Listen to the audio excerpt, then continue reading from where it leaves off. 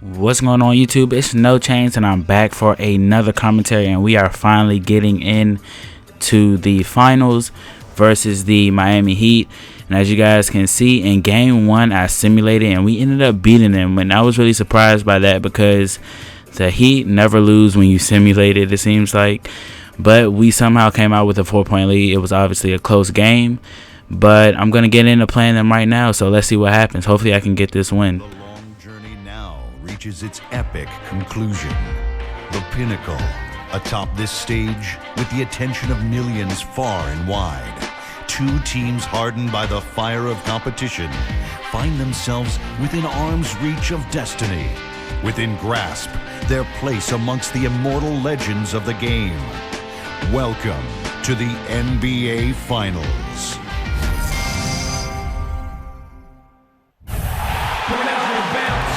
A good-natured back and forth between the players while we wait to get this one underway. We're at the jam-packed New Orleans Arena. The NBA playoffs continue. Just two teams remain. Alright guys, this episode is a little bit short. I decided to not show as many plays so the episodes aren't that long. If you guys want longer episodes, let me know, because I feel like, you know, once the video goes past 5 minutes, some of you guys just click off. So hopefully you guys are gonna be able to watch this whole video, or the video in its entirety. But there you see just Dwayne Wade just going off on me. They jump out to an 8-0 lead in the first quarter. LeBron somehow got messed up with Austin Rivers, and I skipped that replay right there. We all do it. We get salty when we get fried by the computer and you skip the replay. I know I'm not the only one who does that, but Iguodala is going to cut the deficit to only 4 with that three-pointer right there. And here Dwayne Wade is getting into the lane, basically just going coast to coast and getting the lane right there. So the Hornets already have a great deficit to try to overcome. And there's Austin Rivers with his Nike ID shoes. I'm not sure if those are the ones you wanted. I believe your name was Ben and you really wanted me to wear some or put some Nike ID shoes on Austin Rivers. So while I was there, I decided to go ahead and put a sleeve, and you reminded me enough times that I finally remembered to do it. But there, we're going to hit Jason Smith with a bad release, and he's still going to know the three-pointer. That's the first one I've ever taken with Jason Smith. And here's Austin Rivers going to assist Jason Smith yet again in the paint. And I really think if I do the right drills with Jason Smith, he will be a straight-up beast. Still young. And LeBron James, speaking of beast, he got the dunk right there, and he is a beast. And so is Dwayne Wade. I'm not sure how, if I did, stop them from scoring 200 points. I mean, they could score 200 points in this game. As you see, Dwayne Wade gets another dunk right there. And here's Iguodala again for 3. Once again, a bad release. And I'm going to explain that. What happened was, as Iguodala gets the and-1 assisted by Austin Rivers. But the reason why I'm getting so many bad releases is that I played the conference finals way before I played game 2, or this one that I'm playing, and I sort of forgot the releases. I almost forgot how to play 2K. And look at Austin Rivers, he's just trying his best to bring his team back, getting assists, there's another one, getting assists, getting points, getting three-pointers.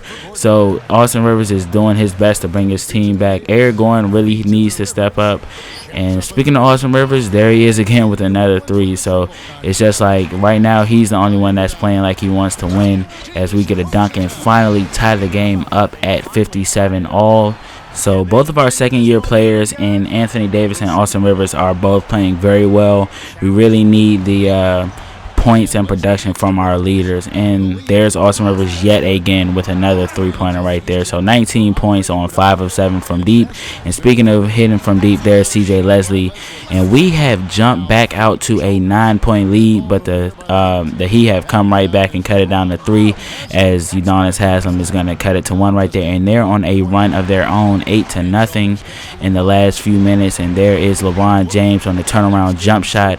So like the commentator always says, it is a game of runs, and the Hornets made one and the Heat responded by making one of their own. But there is Mike Moser out of UNLV. You guys really gave me a really good background and biography on this guy, and I really like what I'm seeing from him so far. But there's Austin Rivers getting up for the business end of the alley-oop from Iguodala. And it's looking good. We could come back right now. We are only down by 3. Eric Gordon's right here, and he's going to get the tough shot right there, contact right there, absorbing the contact and still getting the basket to go. But the Heat have made a few clutch buckets and increased their lead to 7. And Austin Rivers, as good as he played throughout the first 3 quarters, his performance pretty much just fell apart in the fourth, which is never a good thing. He still has to develop that clutch gene. He's still young. But they're on a 16-6 run here in the fourth quarter, and that will never spell good news for your team.